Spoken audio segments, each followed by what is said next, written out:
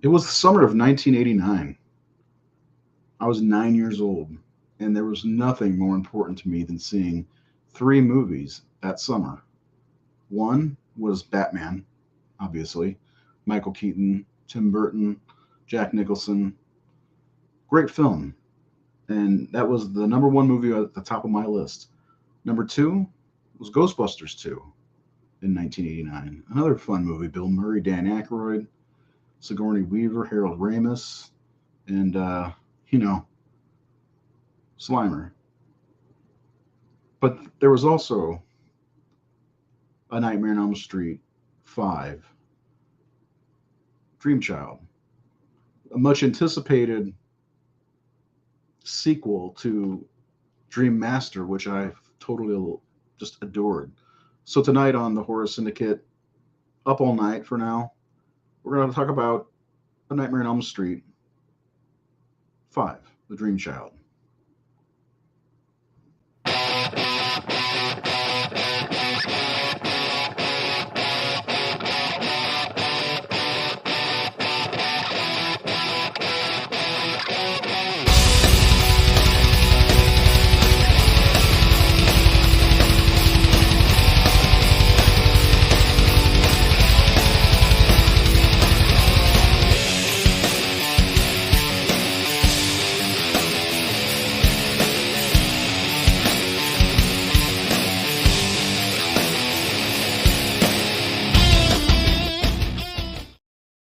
Welcome to the show. This is the Horror Syndicate up all night for now because we're going to come up with a different name as we will be moving to another night for the show. If you missed the announcement last night or on the Horror Syndicate's Facebook page, we are taking the main show, the big show, if you will, the Horror Syndicate Discourse to Sunday nights at 8 Central Standard Time. If you're on the East Coast, that would be 9 for you. If you're on the West Coast, it'd be 6. And I think it's a great time slot. I'm really looking forward to that. And you should be too, because if you haven't already, you already know the drill. You should subscribe, you should follow, all that good stuff, and hit the like button if that is available to you, which it should be because almost everything has a like button these days, or thumbs up, whatever you want to call it. I think a thumbs up is like good. Yes, like, thank you. But hit the like button on this video for us. It helps the algorithm. If you want to share it on your Facebook, if you want to share the YouTube video, do all that good stuff because all of that helps the Horror Syndicate, something that I love to death. And we're going to get to this movie, the fifth installment of the Elm Street saga. And if you ask me, it's the fifth and final installment into the Elm Street saga, because after this one, we got the second time they went 2 years without showing or having a new Elm Street movie, with a movie that isn't even an Elm Street movie. Freddy's Dead: The Final Nightmare. It's a nightmare movie. So, and it has almost nothing to do with the rest of the series. It was a complete curveball. That is our next episode of this show. Now, I hope nobody gets confused by the difference in the shows. We are doing 2 shows. We're going to jump to maybe 3 shows. And then I'm going to do a show maybe on Friday or Saturday night, kind of like a talk show type thing where it's me and maybe a guest. And it's just me for the most part, because let's face it, that's why you guys come here. You pay the admission to see me, this guy, the big kahuna, if you will. Anyway, yeah, tonight we are talking about one that isn't really well received by the fans, but there are some good things about this movie, and we're going to get into that. But do the good things outweigh the bad? I don't know. So I'm going to bring Seth in and see how his junk is working. And when I say junk, I don't mean his penis.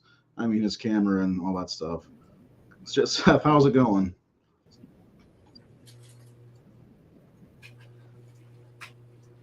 Just another fucking night.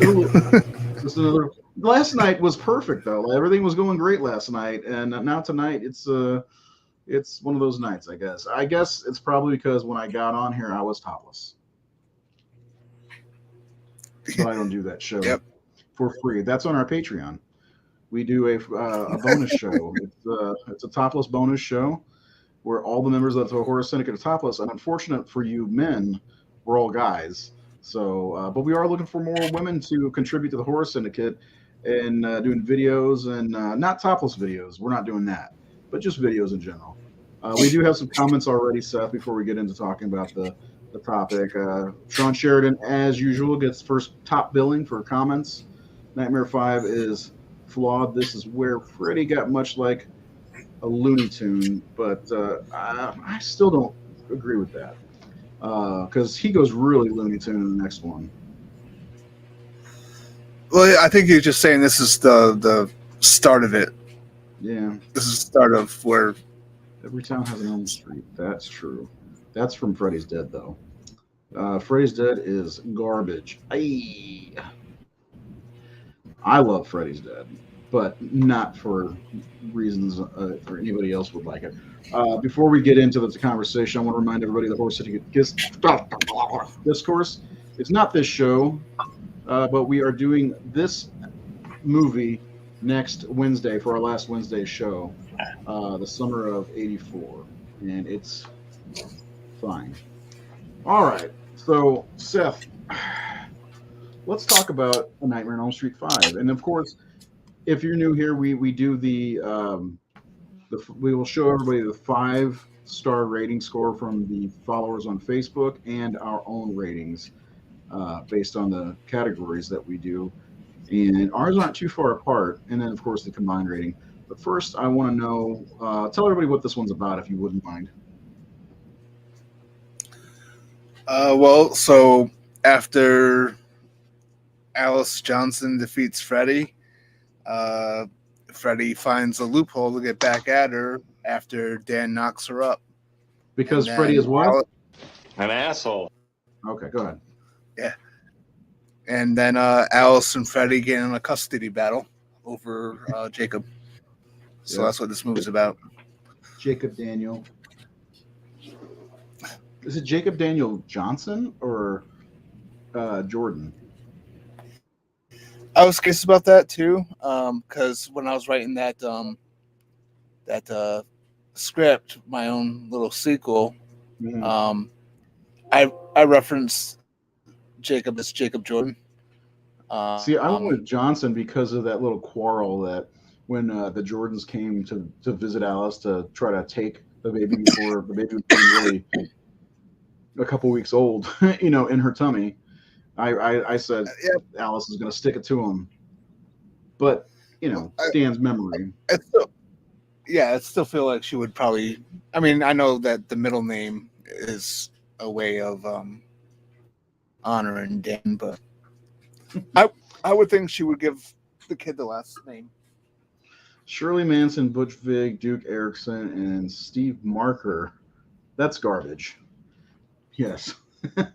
He's 100% correct on that. Nathan's on fire today already. The main flaw of Dream Child is that they didn't have complete script to work with. Same flaw with Dream Warriors, but not nearly as entertaining. They meant Dream Master. Yeah. I don't know. If you watched the what is it called? I gotta consult my books here. The documentary. I forgot what it's called. Never Sleep Again. Yes. Never Sleep Again. Yeah, Never Sleep Again. So if you watch that, Sarah Risher says that she was pregnant at the time, and there were so many scripts that were out there, and that I think somebody pitched a script back for 2 or 3 or 4. I can't remember. And I guess she had something to. I don't know how much she'd have to do with the overall decision of what movie gets made, but I don't know that the script finished or not. I think they did have a finished script, but it was more of a rush job. Yeah, it's just like we were talking about with Hellraiser 2 last night, because I believe Dream Master came out in August '88, and this came out probably less than a year, I think. I'm gonna look the date up because this is an absolute rush job. I don't know that Stephen Hopkins was the right director for this job because it reminds me of. Rennie Harlan is not American, and this is not where I'm getting at. But when they hired was he French for Halloween 5? And he changed so much about Haddonfield itself I mean, Myers' house was all fucking weird, and it's like, what was it? Bob Shea that said there are gargoyles everywhere because the guy's Stephen Hopkins was English. I like that he was a graphic artist, but I think that also hurt the movie in a way. But anyway, yeah. So let's talk about some of the things that we really do enjoy about this one, because I gotta say, like I don't know if it's me or my love for Elm Street or what, but I don't hate any of these movies, any of them.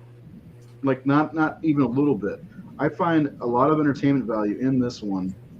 Maybe not as much as some of the other ones, but I mean, I saw this one at the drive-in.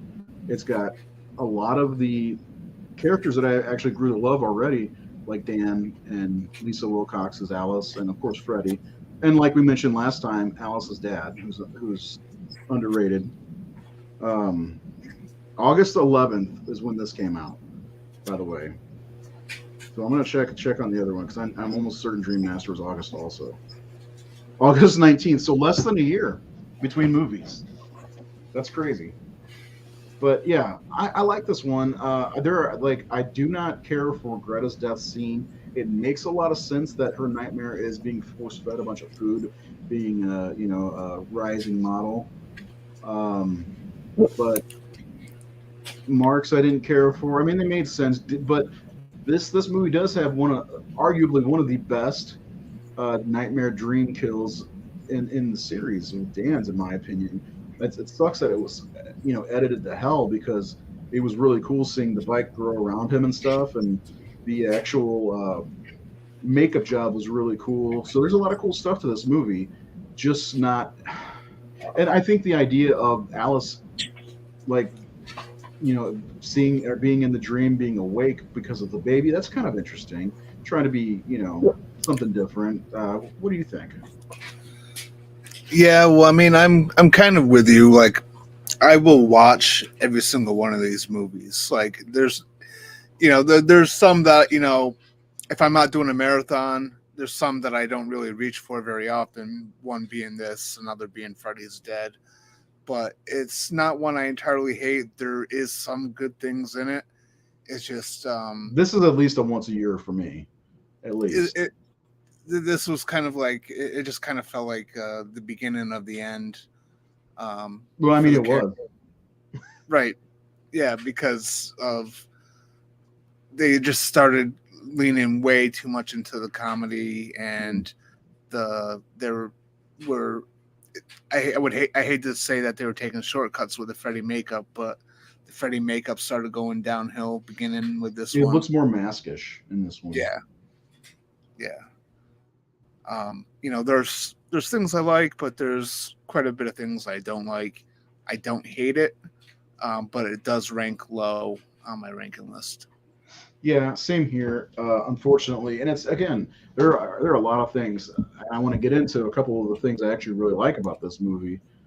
But yeah, this one's not generally ranked high.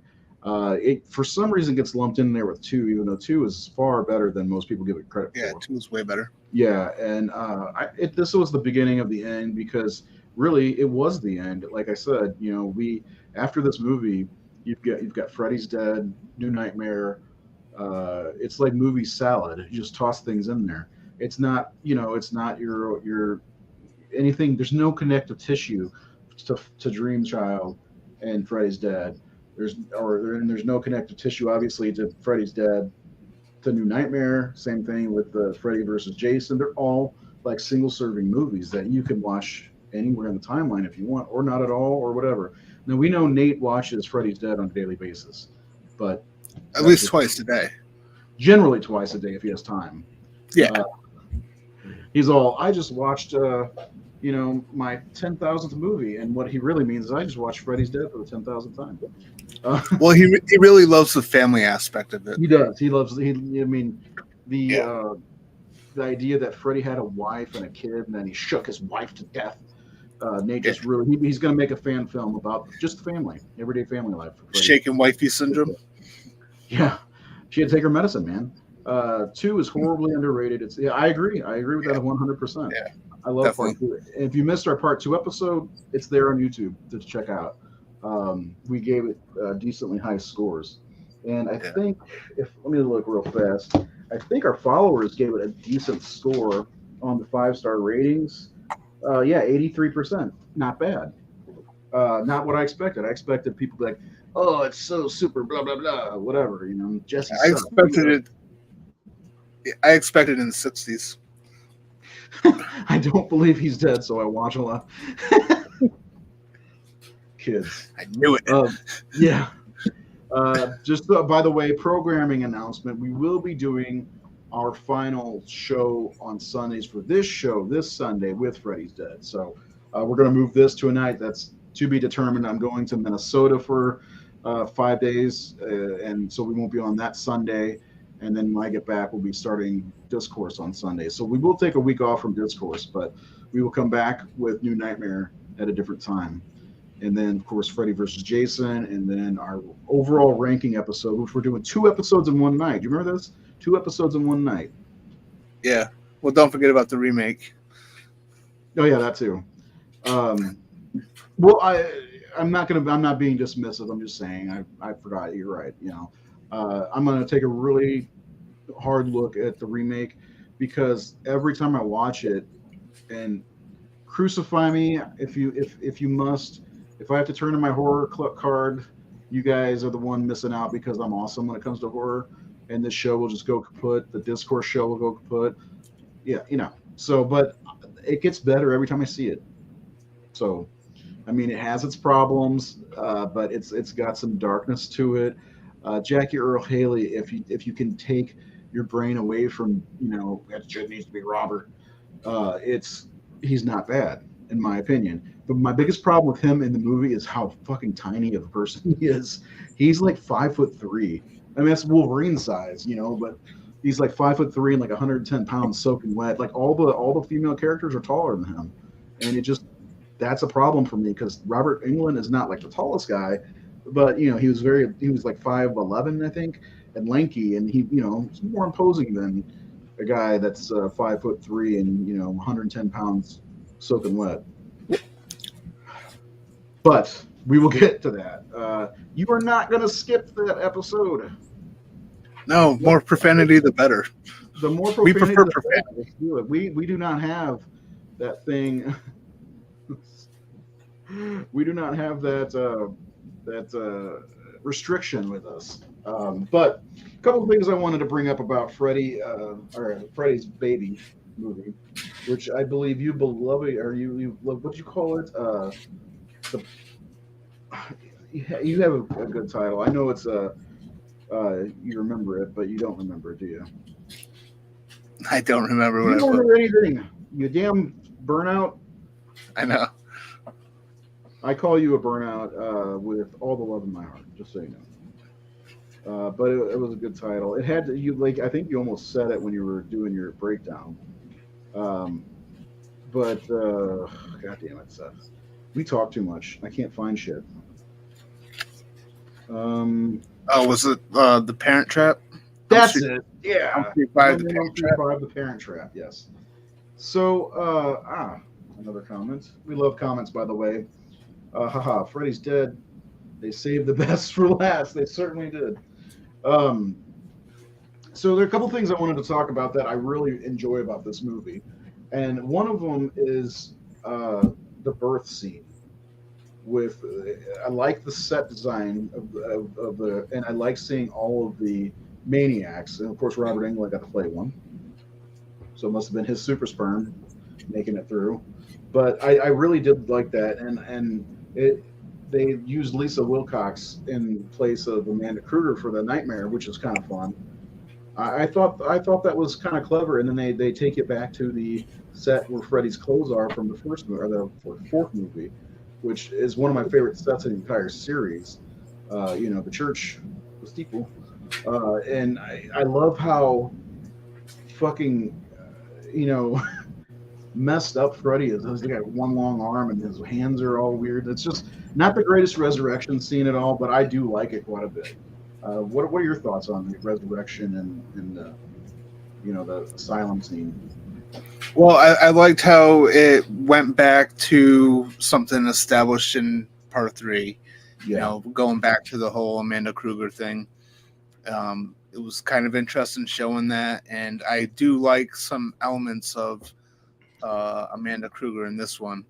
I especially like when Freddy says to her, "We'll see, bitch. We'll see," or something like that. That's verbatim. No, Yeah. he says, "We'll see, bitch. We'll just see." Yeah. And I like the actress in Never Sleep Again. She's like, why would he say that to his mother? Yeah. Freddy Krueger, of course. Yeah. As far as his resurrection, it was okay. I like the idea that one of the guys had in Never Sleep Again, where he's like Freddy clawing his way out. You know, he's like, oh, like Alien almost. I think that would have been kind of cool, but he just slides right out. And, you know, and everybody's. I like it, and you get the POV of the Freddy baby, and then you get the Freddy baby, which was weird. I don't know. I liked it when I saw it when I was a kid. I was like, man, that's really interesting, you know. And that's one of the things I like about these horror series, other than Halloween, is the reintroduction of the character or the resurrection. You know, like in Friday the 13th Part 6, you got to love the classic throwback to Frankenstein. You know, with electric shock or whatever. You got to love that Jason's pee in Dream Master.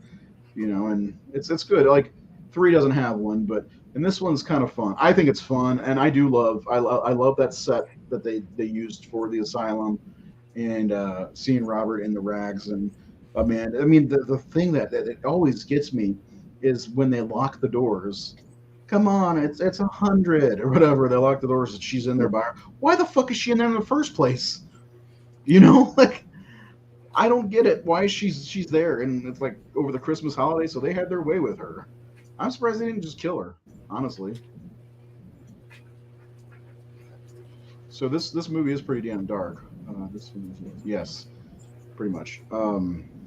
Another thing I really liked was, and Nate mentioned it in the messages. She dropped a contact. Was he mentioned some of the gothic, like the at the end of the movie where Amanda Kruger, where her bones are behind, which is different because she had a grave in Dream Warriors, but you know they had to go find her body or whatever. I did like that because it was. I mean, they gave what's her name, Siobhan. I don't remember her name. Siobhan. Yeah, okay. They gave her something to do, you know, which was great because I like that actress quite a bit. Or Yvonne. Yvonne. Yeah, Yvonne. Yeah, I like her. I like that she's the skeptic, where like a hardcore skeptic, and she doesn't believe in this shit. And I liked her character in this, and I like that she gets herself a little arc and she gets the help. And anyway, what are some of the things that you do like about this one? Okay, well, for starters, obviously Alice Johnson. Somebody's got a whoop for Lisa Wilcox. Oh yeah. Yep, Kelly Jones. Yeah, and I like you know, I would really like Dan's whole death sequence. I do wish it happened later in the movie. I wish we had a little bit more of Dan to be with Alice throughout the movie. It's a personal pet peeve where the character from that survives the previous film is killed off pretty quickly in the next. I think that one though works better than the Dream Warriors getting killed off early, because I think like it was a heavier death. If Greta would have died first, I don't think it would have hit as hard as Dan. It made sense for him to die early for me in this one. And you're right though. I like Dan as a character, and he was actually kind of a low key favorite for me. And I wish that he would have got more play, but I feel like the gravity of his death meant more for what was to come in the story. Well, it clearly did, and I felt like that's why it should have been maybe saved for like a plot point for like to end Act 2 to be getting into Act 3. You end with this big tragic death. Yeah, I can agree with that. Yeah, but anyway, his death sequence is actually really good in this. Another thing I really like, we talked about it last week a little, or Was it last week or a few days ago? Who knows? When we talked about Dream Master. That was Sunday, yeah, a couple days Yeah. ago. Alice's dad, the whole dynamic between those two, and I how love it evolved from part 4 to this. You know, and I love the moment where he sticks up for her against I do Stan's too. parents. Yeah, 100% agree with that. Yeah, so it was great seeing that little arc happening with such a minor character, but it kind of felt important to it. Well, I like the actor who plays her dad too. There's something Yeah. about, and that's another great thing about these two movies is, as a parent, he's got a fucking complete arc. He's the drunk parent, abusive verbally to Alice, and loses Rick, and then he comes back around and he's supportive. And by the end of this movie, he's that supportive dad with a grandchild now. I love that they gave him an arc, and it's not like it didn't overshadow anything. It's just, it's there. It's good. He's very supportive of his daughter, even though she got knocked up right out of high school. Sorry.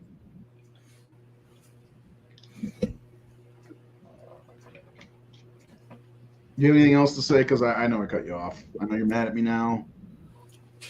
Do I need to take my shirt off again? No, please don't. I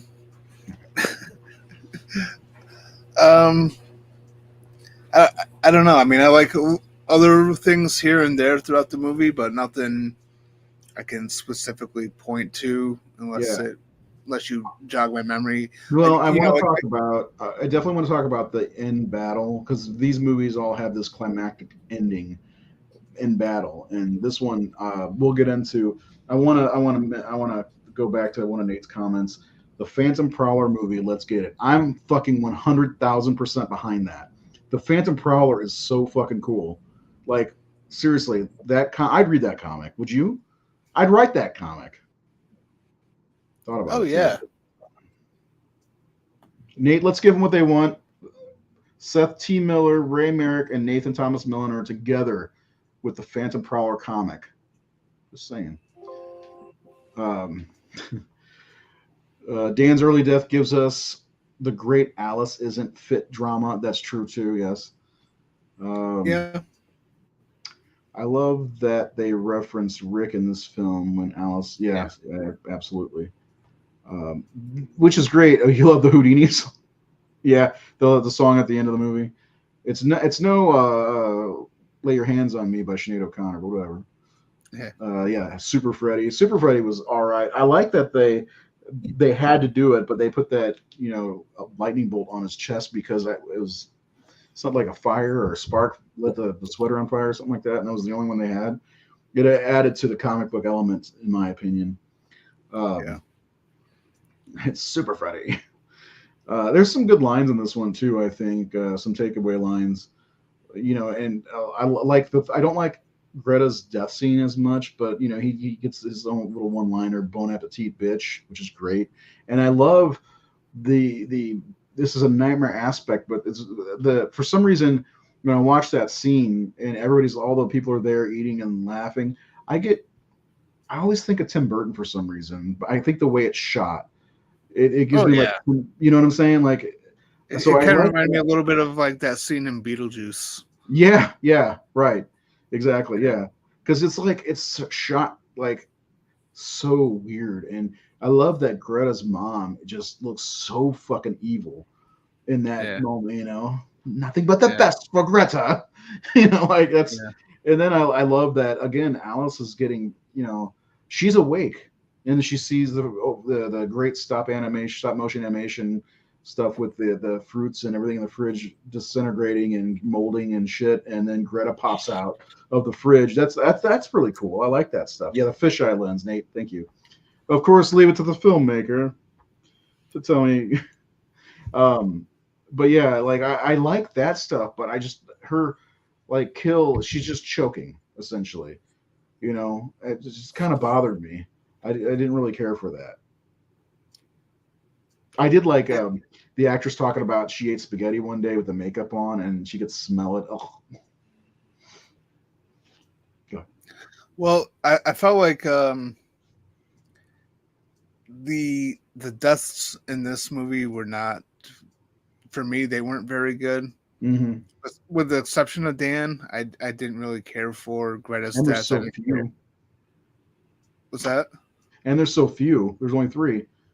Yeah, I didn't care for what's his face's death. The comic book, the Phantom Prowler one, Mm-hmm. with Super Freddy. It was creative and it was different for the series, but I don't know. It was either the deaths or the characters where I just didn't really care. And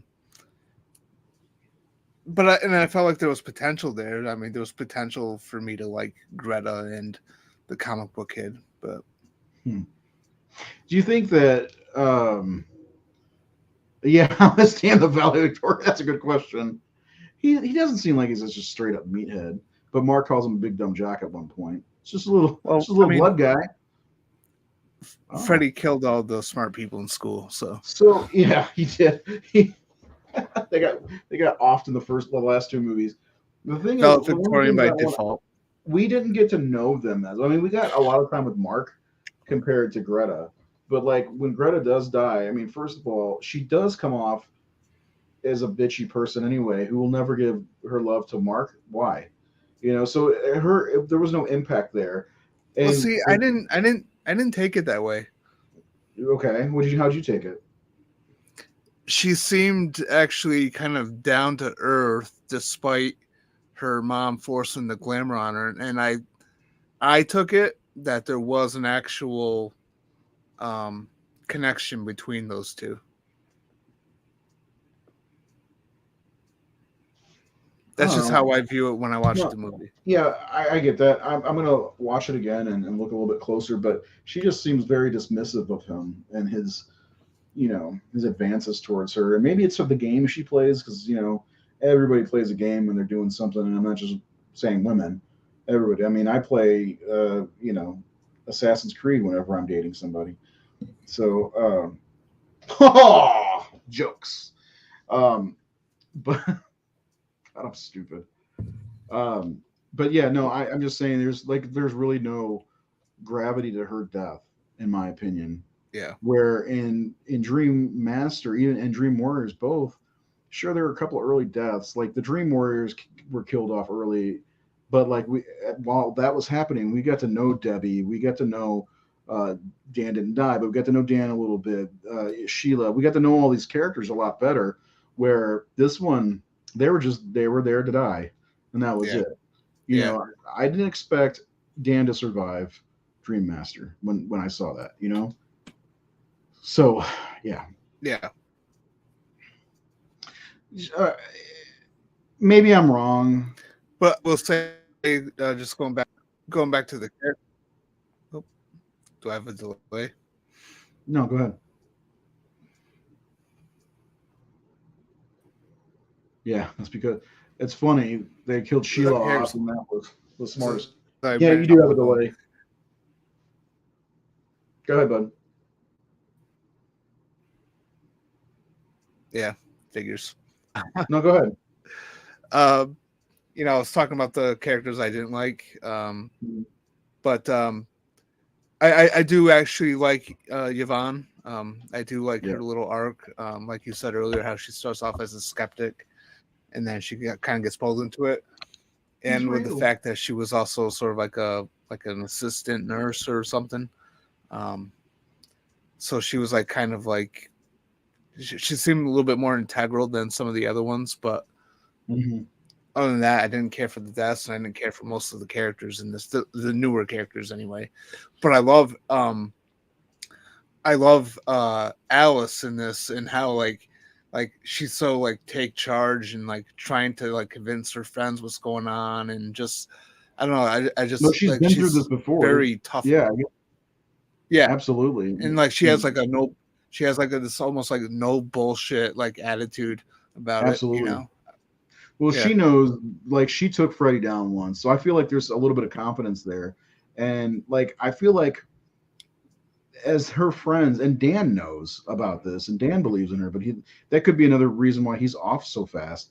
But like, I wonder, like, why these other. It's the same thing I think I mentioned last time. All these kids were killed a year prior.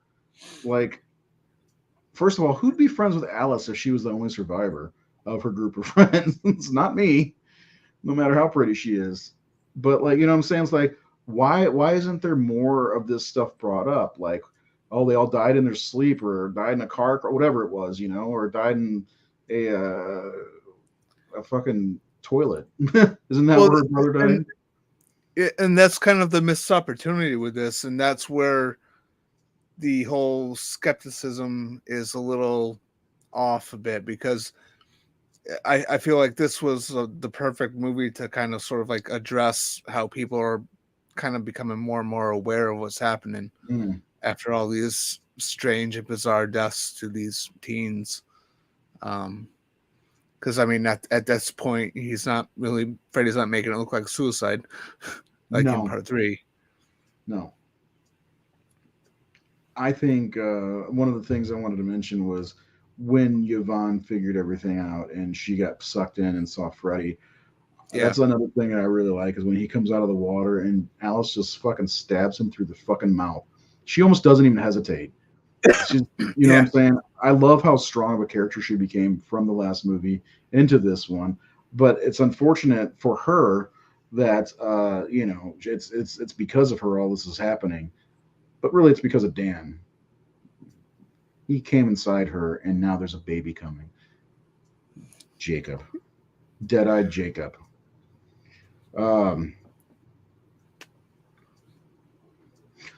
Part 6. There's no part 6. I'm just saying. Yeah, Yvonne was cute.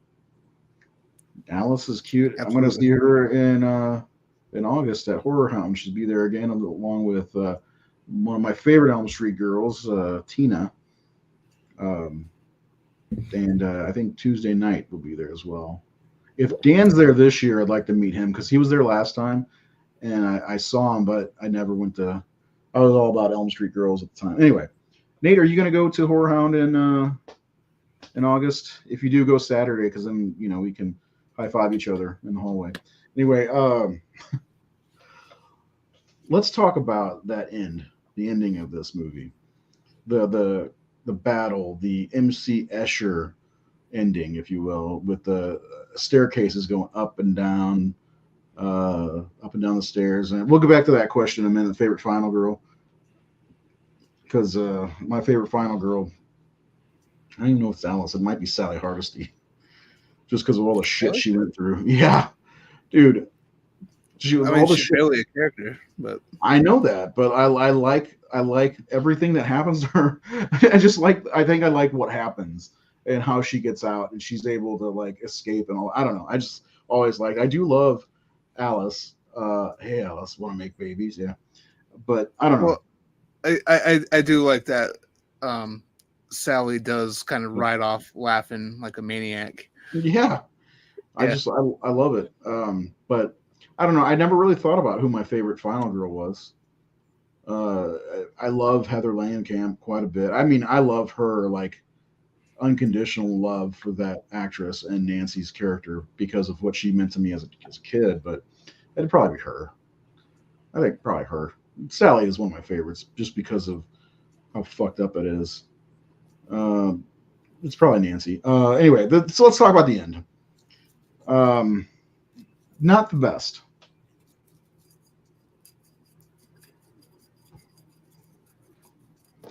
Sally was one of the first final girls, if you think about it. Nobody ever gives her any respect. What do you think of the ending of this movie? Between you get Freddy, sticking his legs through Lisa Wilcox, or no, he's coming out of her, and her, she got to actually have the Freddy makeup on at one point, and then the baby comes out and just throws up all over Freddy, and the 3 heads of the people he killed came out, which is kind of cool because you see the Phantom Prowler head, you see the Dan motorcycle head, and Greta with her chipmunk cheek head, and then Amanda reabsorbs Freddy. That's essentially how the fucking whole series comes to an end, because Freddy's Dead, like I said, is a single serving movie. What do you think? Like, I'm not a fan of the ending. I'm not either, but I do appreciate the fact that someone finally acknowledged that baby vomit is sort of like the acid from the xenomorphs in the Alien franchise. Yeah. I mean, I've been puked in the face by my kids, and that's how it feels. It's gross. Oh, it burns! Like Reagan with the holy water in The Exorcist. It burns! I do like that aspect in some ways. We talked about that earlier, the Gothic route, especially where Amanda Kruger was taken. Yeah, the ending is weak, and if you look at this as the very end of the 5-movie arc, it sucks overall. Because I feel like Alice's story's not over, and we've talked about this. It looks like it's over, but I think there's more to be said there. I feel like they could make a part 6 to this day, and dealing with Jacob or maybe his kids, and have Alice still there. Is Alice's dad still alive? The actor, I mean. I don't know. I was curious about that because when I was writing my script for it, I was going to include him in it. I mean, not like my shit would ever get made, but Yeah, well, I mean, especially if you make him Alice's love interest, you fucking sicko. Sorry. Where did that come from? I don't know. It just popped in my head as soon as you said that. Like, yeah. Anyway, I'm not Uncle Frank. True. I'm Frank. It's Uncle Frank. You remember? I'm still not Hellraisered out, man. I had fun talking about it last night, and I want to watch more. Yes. So, but like, okay, I know you want to keep your shit private because I watched an episode that we talked about something, and you were like, oh, I'm not going to tell you my story idea, but what would you do if you had a part 6?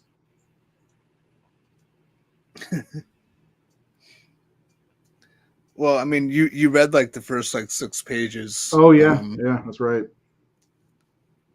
But Nicholas Melee, that's the guy's name. This is still alive? I don't know. I'm checking. The IMDb didn't say. Come on. What? He was in some commercials in the 90s too. Like Pizza Hut or some shit. Come on, go ahead. We can't have dead air. Go ahead with what? Whatever you're saying about part 6. Well, I don't know. I always feel weird kind of talking about some of the stuff I'm doing. But why though? I mean, you're talented, my friend. Yeah. But basically what I could tell you is that it involves Jacob. He goes back to he goes to Springwood for a very specific reason. And ultimately I would continue on with the storyline films, 1, 3, 4, 5. But what I would do is I'd make it dark again. I'd go back to like the Freddy 1 and 2, where he's much more sadistic. I'd try to go for more of a horror vibe, and just kind of bringing it back to its roots while continuing on the story. Because I'm not really a believer in the idea of, just because you have one bad movie or 2 bad movies in a franchise that you can't go back to that specific storyline. I felt like the Child's Play series kind of proved it with Curse. Mm-hmm.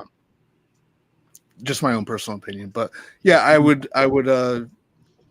All I'll say is that my story involves Jacob returning to Springwood for a very specific reason, and Dark Freddy is backing out.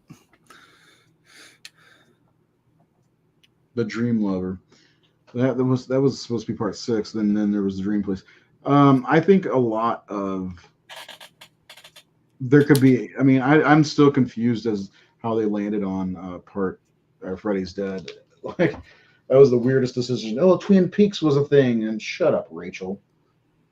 hate that woman. Well, Rachel Talalay, she worked her way up in the company, and I don't know.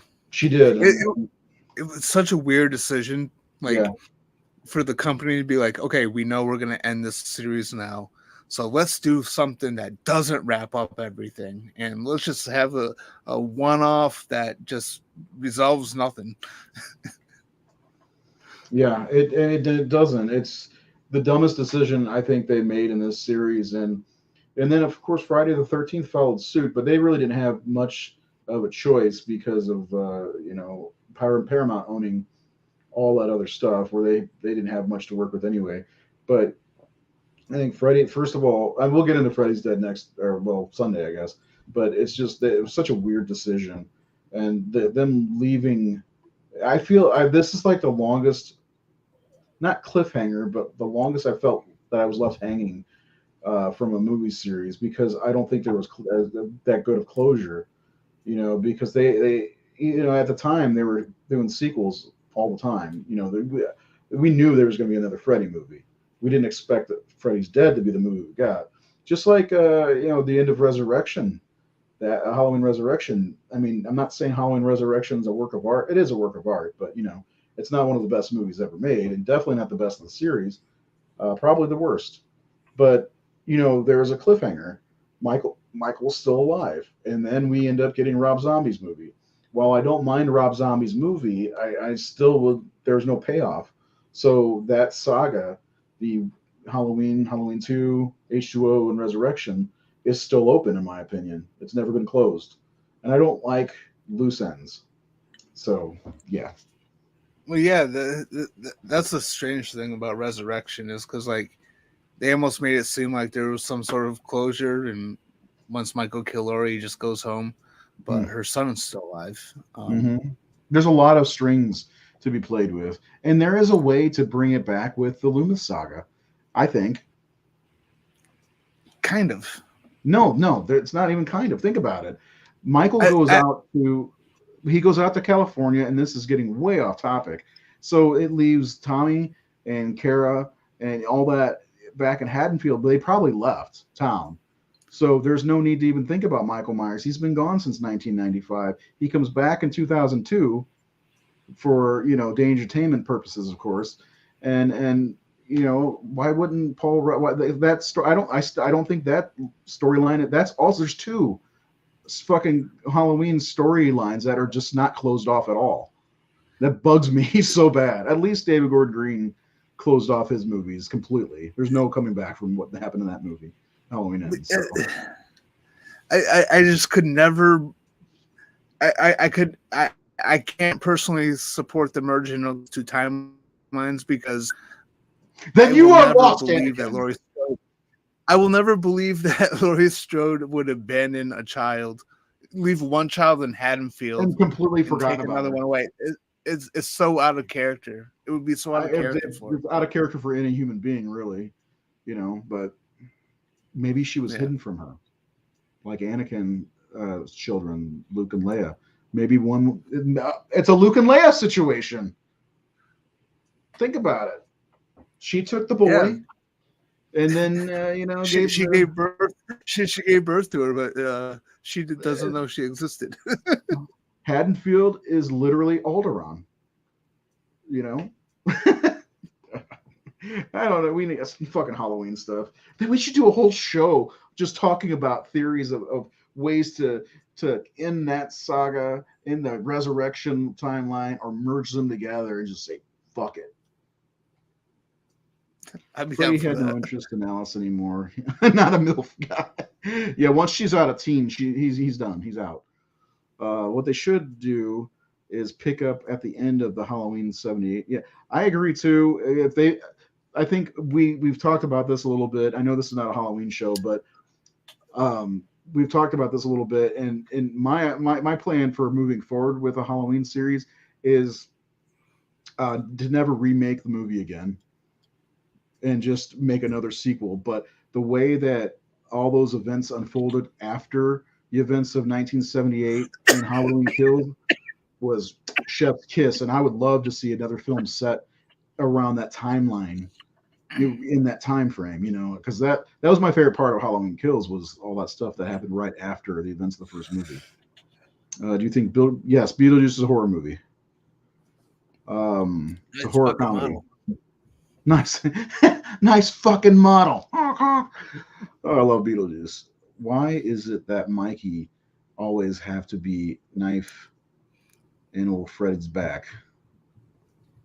Mikey? I don't know. Laurie Strode had 3 different kids with 3 different timelines. It was technically yes. Whore. No. She must be from my town. Yeah.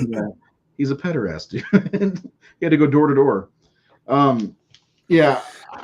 We can combine all 3 timelines. Or is there a Halloween multiverse? I think we cracked the case. We're going to get all 3 of Laurie's kids together for one movie and all 3 versions of Laurie together for one movie. And it's going to be exciting to go up against 3 different Michael Myers. Let's do it. They get pulled in. We'll get Paul Rudd to come back as Ant-Man because that's what happened to Tommy Doyle. He actually became Ant-Man. He went to the Witness Protection Program. He became Scott Lang, became Ant-Man. He marries Laurie's sister or daughter from the Halloween 2018 timeline because it's Judy Greer. I mean, let's write this tonight, Seth. No, I'm joking. I'm starting to get a headache just thinking about all that. I know. I started getting a headache when I couldn't think of Judy Greer's name, and I fucking adore her. So anyway, never ever get Rob Zombie to ever write another Halloween ever again. Can't wait for Beetlejuice 2. I can't believe Lydia has the same fucking haircut 35 years later. There's pictures of her, Winona Ryder already, and she's got the same fucking haircut. It's like this 35 years later. Why do they do that shit? Unless it's a flashback. But why do they do that shit? It's like you see a movie that has a guy that's got long hair, and then you do a flashback, and the kid's got the same haircut. It's like, did he never change his fucking hair? We need Jamie Lee in Everything Everywhere versus Myers. I've never seen that, and I know that's a multiversal story. I do want to see that, though. Yeah, Mikey Bub, the shape. Yeah, I know the stream's supposed to be about Freddy. It's true.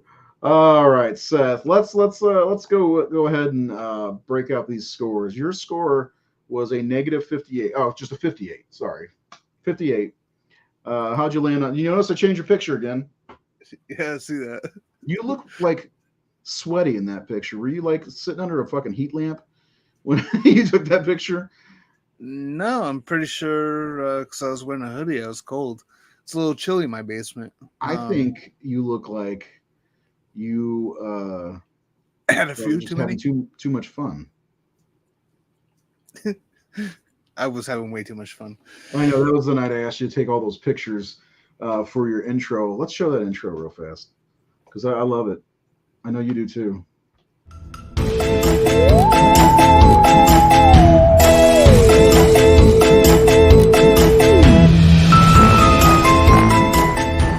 An asshole. Okay, so 58% for Dream Child. Yeah, it's one of my least favorites in this franchise.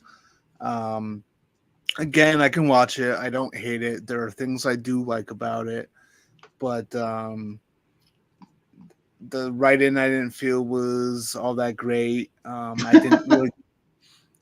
Yeah. Why is he saying Jesus? Jesus, Seth. Is that what he's saying?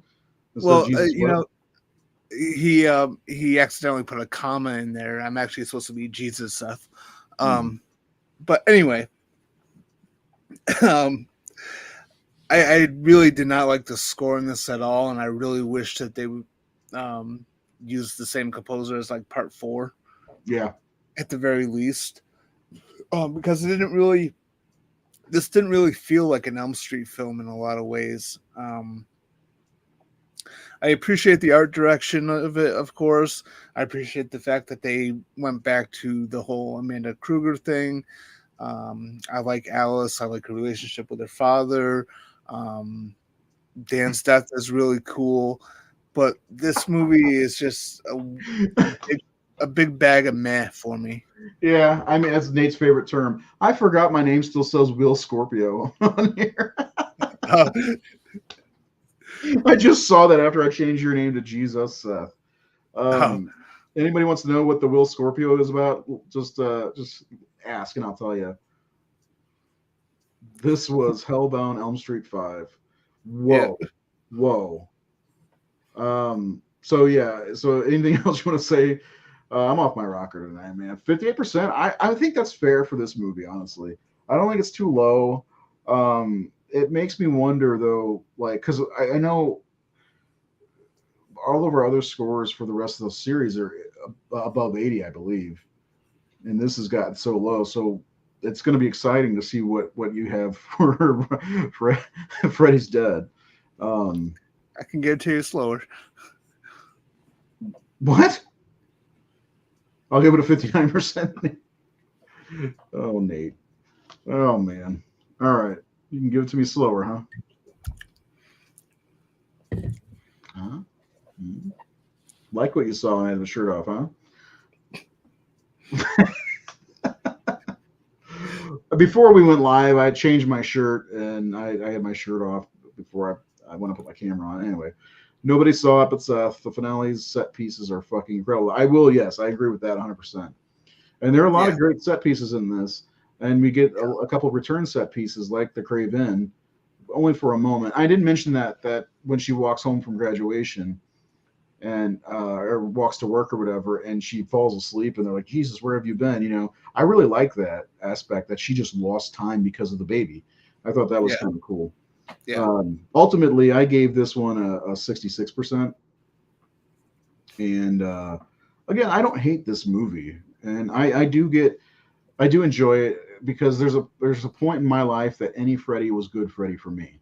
You know what I'm saying? And so, like, there's a lot about this movie I still care about. Like I said at the open, this was the first one I saw. This is one of the first movies I saw at the drive-in, actually. And I saw it at a drive-in that it was the last night they were open. I found out later on, a couple of weeks ago, that was their last night, was the night that they showed this in Lockup, Sylvester Stallone's movie. And I was there for that, which is kind of cool. The French Village. And they closed it down because they used to show pornography. Can you imagine that on a fucking drive-in screen? Just pornography. Awesome. Yeah, so they used to show pornography, and it had this bad reputation. And somebody tried to reopen it, and it didn't. Everybody was like against it because they thought they were going to show pornography. And so they showed a couple of horror movies, and they're like, "Oh, this is worse than pornography" for some reason. 1989. Come on, get out of here. So anyway, our combined score is 62%, and not too bad. Not too bad. What do you think? Yeah, it's about right. I mean, it's watchable, and that's a decent score for a watchable movie. Well, I mean, again, this is. Did you guys see the photos I posted? I have not. Did you put it in the Horror Syndicate Facebook group? I don't get it to get in there very often. Rennie Harlan was a very great. Actually, Hopkins didn't do a bad job for what he was given, I guess. But I think Rennie at least gave it like a sense of energy with the way that with the visuals. Whereas I don't know, some like I like Hopkins. Obviously, Predator 2 is a favorite of mine, but underrated movie. Yeah, totally. And I think he's a good director. I don't know. There's something about this one that it just feels kind of, I don't know. It just feels kind of blah at times. Yeah, I can see that. Again, it's kind of just bittersweet. It's the ending. We'll never see Alice again, and she could have been the first character to be in 3 movies, and we got fucked by Rachel Talalay, whatever the fuck her name is. I don't like her. Oh, okay. Well, we'll have to go back and look at those pictures, man. I don't get into the Facebook group very often. I only get notifications when people are being assholes or if they want to join the group. So the 5-star rating system we have going right now, our followers gave this a higher score than I expected, a 67%. And remember, you have a voice with the Horror Syndicate. Huh? You like that, Seth? You have a voice with the Horror Syndicate. Every time we put one of these 5-star ratings up, you can give your own rating, either a 1-star, 2-star, 3-star, 4-star, 5-star, and I'll average them all out and come up with this score. And this is a 67%, so not too bad. And I think overall of the big three, Elm Street has the highest scores. What are you going to say? I 100% agree with this comment. I think the makeup would have been way better. Oh, absolutely. Without a doubt. With that would have brought my score up if he returned. I agree. Well, the weird thing about this makeup is, and I know Robert was in the makeup he wore in the first movie, and based off kind of what Wes Craven wanted, he was supposed to look more like an old man, burned old man, right? And this made him just look like an old man. And it was even worse in Freddy's Dead. That's the worst makeup in the entire series when it comes to the Robert Englund makeup, in my opinion. Because I still am not, as much as I am okay with Jackie Earle Haley, his makeup's the worst, in my opinion. His makeup wasn't good, yeah. No, it's just a straight up looked like Mason Verger from fucking Hannibal. I mean, it was good on a technical level. It's just like that design of the character with no nose. I know what they were going for. Oh yeah. But, it just didn't work with the character. No, I mean, the witch-like features that Yeager brought to the table really kind of gave Freddy his look, his iconic look, because he doesn't really look like that in the original movie, which is fine, a little bit maybe, but it got lost in this movie in the Freddy's Dead, and definitely they got rid of it for the remake, but they were trying to do their own thing, I guess. But yeah. Looks like it is bubblegum, actually. They shoot up some bubblegum and slapped it on his face. And Robert's like, ooh, winter green. And then they colored it. Who's the best Freddy actor? We're not going to even have to comment on that because you know the answer. There's only two of them. So yeah. That's actually the guy from Rick and Morty. I don't even know what that guy's name is. No, it's Robert Englund. Come on. He's the best. Dream Child was rushed. It was out of stake. Steam. You meant Steam? Okay. I was like, out of stake. Is that a Kentucky thing? Man, I'm so tired of out of stake. I don't. Yeah, Robert is the best, obviously. But I would like to see what another actor could do with the role moving forward if they decide to make any more. The real answer is just don't make any more if you don't want Robert Englund not to be Freddy. If you don't want Doug Bradley to not be Pinhead, then don't watch any more of the movies, Will Scorpio. To me, it just seems like there's a simple solution with Robert, get him to be an executive producer, right? Yes. Have his role be work with a new actor on the body language, on the movements, stuff like that. Yes. Have that actor do all of that while Robert does maybe put him in makeup for a couple of close-ups, but have him mostly do the ADR of the character. Because, I mean, that happens all the times where, Darth Vader, someone played the person and someone else did the voice. Mm-hmm. And boom, you got Robert back as Freddy while kind of sort of passing the torch to a new actor to eventually take over. They should just change Freddy to Mr. Pink. Isn't that his name in the Orange? Orange, yeah. I was watching Cat People today with the first time I've ever seen. I haven't even finished it yet, but because I had dinner with my friends tonight. But with what's her name, Natasha Kinski, who is super beautiful, by the way. I don't think I've ever really seen her in too much. But I did find a movie. I was watching a movie today called To the Devil, a Daughter. It's a Hammer film, the last Hammer film actually that they made under their horror cycle, and she's in it, and she's 14 years old in the movie, and she's completely fucking buck ass naked. I did not expect that, and it's on Peacock. You can see a 14-year-old girl naked, even her, downstairs below private parts. I did not expect that. I'm watching the movie and it's fucking weird and gross. And then it's her. I'm like, dude, she looks super young in this. So I looked it up. I was like, holy shit, she's 14. I liked the movie until then I found that out at the very end of the movie. So, but anyway, I was watching Cat People, and the point of where I was going with is, the guy who plays Barney in Silence of the Lambs, they did ADR in his voice in Cat People for some reason with another actor, which I'm confused on why they did that. Yeah. Because he's actually got a great voice in Silence of the Lambs, unless that was ADR too. It could be. I'm going to have to look that up. Anyway, if you don't want to see a 14-year-old girl naked, don't watch To the Devil a Daughter. Yeah. Also Christopher Lee mounts her naked in the movie, and he's naked, so that really bothered me. Yeah, no, thank you. Yeah, it's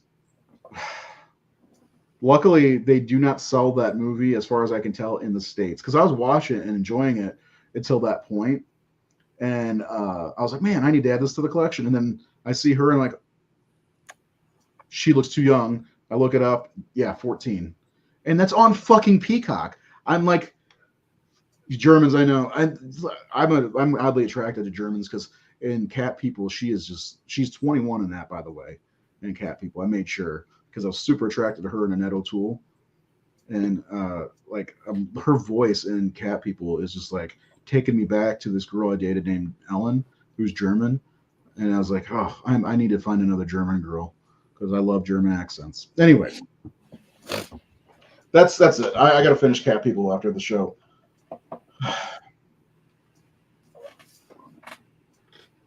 Paul Schrader, yeah. It's a good movie so far. As first, who did the art for the Scream Factory, Nate? I wanted to ask you earlier, but I forgot to ask you. Anyway, so that's all we got to say about what were we talking about? I forgot. Elm Street 5. Elm Street 5, yes. Parent Trap. Parent Trap. We are going to be doing Freddy's Dead on Sunday, and because of my schedule of leaving, we may do New Nightmare before I go out of town if Seth is okay with that. And then on Wednesday, we are doing The Summer of '84. I don't like this movie, and I'm not afraid to say it. But this was a pick for Jared because he loved this movie. We watched it together after Horror Hound, actually, in 2018. So if you like it, I'm going to rewatch it, give it another shot, but I didn't like it first watch. And then we come back on Sundays on June 4th with another one for Jared, Neon Demon. So, yes, got a lot of stuff scheduled coming up, and it's going to be great. I think it's going to be great anyway. I forgot everything when you mentioned yeah, she's gorgeous, man. Oh, boys, I just ordered my copy of Fredheads. I thought about, and I think, Nate, you took part in that documentary, didn't you?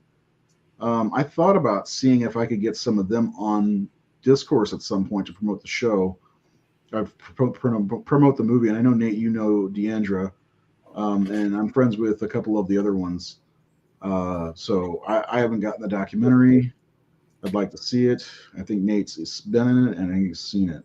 If you're going to make an Elm Street documentary, you have to have Nathan Thomas Milliner as a part of it, because he made the quintessential Elm Street prequel, The Confession of Fred Krueger's Wife. Check it out. The Confession of Fred Krueger. It's on YouTube. It's very good. Yes. He's also in this weird Halloween documentary, For the Love of the Boogeyman. It's one of the weirdest documentaries I've ever seen about a film series, because they had no rights to any of the footage from the movie, of any of the Halloween movies, and they had to work around that, and it was really just bizarre. I was asked to review it, and I was like, this is unreviewable. It was, because one of the producers, PJ Starks, he's like, yeah, can you help us out and review this? I was like, yeah, send me the screener. He sent me the screen. I'm watching, like, why was this made? Anyway, that's all we got. Seth, let's do some wrap up final thoughts before we close down the night. Yeah, I pretty much said everything in my when I was going over my score. It's one of my least favorites in the series. There's things I like in it, but there's a lot of things I don't care for. Um, and to me, it just kind of seemed like the beginning of the end. Um, and it kind of sucks in a way because I love the first four so much, and just Mhm. you know, just watching those first four, I get so jazzed for this series. But then, um, Dream Child is kind of like a buzzkill. I know, even 34 years later, it's still a letdown in many Yeah, ways. You know, yeah, I do find things I like about it, but it's it's just at the end of the day, it's a letdown. You know, yeah. I agree with you, man. I agree with you. It's my sixth favorite franchise. Nate, come on, it's your seventh. Get out of here with that sixth stuff. First, it's Paranormal Activity. So I have no idea how he feels about that. Next, it's Saw. It's another bad one. Um, yeah. Anyway, um, yeah, I don't have anything else to say. I'm looking forward to talking about Freddy's Dead because it'll just be me, Seth, and nobody watching. We actually didn't we do a commentary on Freddy's Dead? Yeah, in discourse, I'm pretty Yes. sure we Okay. did. So that episode, we've done discourse episodes where we watched the movie and talked about the movie and movie facts and all this different shit. It's a lot of fun. We should do it. We haven't done one in a while, but and the reason we haven't done one is because Nate and Silver Bullet just destroyed my soul. No, but yeah, YouTube, because I guess they could hear it a little bit, cut out all but 17 minutes of that episode. Oh, really? Yeah, yeah. Oh, I didn't So know it's that. yeah, it's still on Facebook. Yeah, I went back to it a couple days ago because I was going to watch it. You know, while I watched before we would do the show, and it's 17 minutes long. I was like, what the fuck? Wow, Yeah, that's copyright funny. strike. Fuck you, Warner Brothers. It's kind of funny though. I'd rather talk Freddy's Dead than Summer of '84. Me too. Nate, you're more than welcome to join us on Sunday if you have time. Because we'll do the show about 9 o'clock your time. If you want to join us, more than welcome. Actually, let me check with the boss, Seth. Is it okay if Nate joins if he wants? I'm not the boss, but yeah, Nate's definitely Yeah. welcome to The join for that final was one. let down. And yeah, Freddy's Dead's a kick in the nuts. So Nate, you didn't like Summer of '84? Oh man, I've never seen it, so maybe we should just ditch that idea altogether because there are like so many other movies that are on that list that I was going over with you the other day that I want to talk about, and that's not one of them because I really didn't like that movie all that much. And honestly, when I post an image or a poster on the Horror Syndicate's Facebook page, we get a decent amount of people commenting or liking. There's like 20 people overall reacted to it, so it's like nobody's gonna watch that show. So, and I again, we don't do the show just for people to watch. We do it because we're fans and we like talking to each other. Well, you guys like talking to each other. I'm just there to, act like you guys like me. But well, if the check clears, true, true, true, true. yeah. Dude, we should just talk about the actual summer of '84, like all the good horror movies that came out in '84. Whoo! Even though Elm Street didn't come out till November, but still, '84 was a stout year in horror. We should just do that.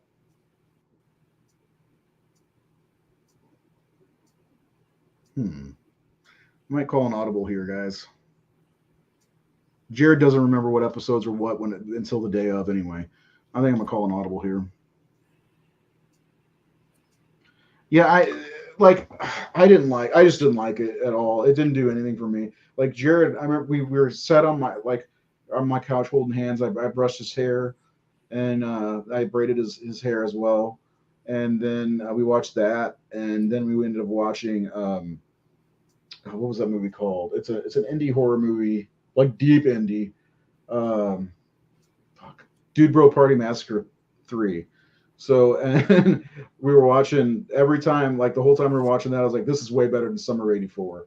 Like, I can get why people like Summer 84, but man, it's just like they're trying to do what, the movies like It does, It Chapter 1 with the kids, and, it's a mystery with the kids and is about killing kids and shit. I just didn't like it. I'm willing to watch it again, of course. If I can watch Mandy 4 times, I can watch Summer of '84 twice. Ooh, Ooh, that's a zinger. A couple of pew-pews. Oh, so you think that '84 was the best year for movies or just horror movies? All right, we're talking about 1984. Fuck that movie. Nate, are you in agreement? We're going to just talk about the 1984 in general. Yeah, I wrote it down. That's it.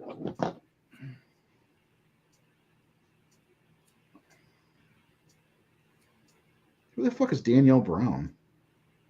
Anyway, I got somebody named Danielle Brown just linked me on LinkedIn. So anyway, that's the show for tonight. Sorry if you didn't like the post. I don't know why you didn't. Remember, Freddy's Dead is on Sunday, and then a different topic from Summer of '84 because Jared probably won't even remember. Is the other thing. And if Jared ever watches this, I love you. I love you so much. I miss you. I hope you're doing okay. You're my boy. You're my boy, Blue. You're my boy. Anyway, Seth, great talking to you as usual. Nate, again, you're more than welcome to hang out on Sunday and talk about Freddy's Dead. It'll be about 9:00 your time. And afterwards, just so you know, we take bubble baths and still talk to each other. So that's the deal. Anyway, yeah. Let me tell you something, Seth. Last night, I got a solid 7 hours of sleep. I don't ever get that. And then because I've been off all week because it's forced vacation, I took a nap for an hour. So it's just this has been one of the best days of all time as far as me being awake goes. I turned into a clown. So Summer of '84, go fuck yourself. We're not talking about you. Neon Demon, we got to throw Jared a bone. So anyway, have a great night. Remember, go watch Freddy's Dead. An asshole. It's worth watching. Seth, did you just do that? Yes, I did. Did you just do that to me? I appreciate it. I appreciate that. Anyway, everyone have a great night. Go watch some horror movies. Enjoy your weekend, and we'll see you Sunday with another one of these fucking shows.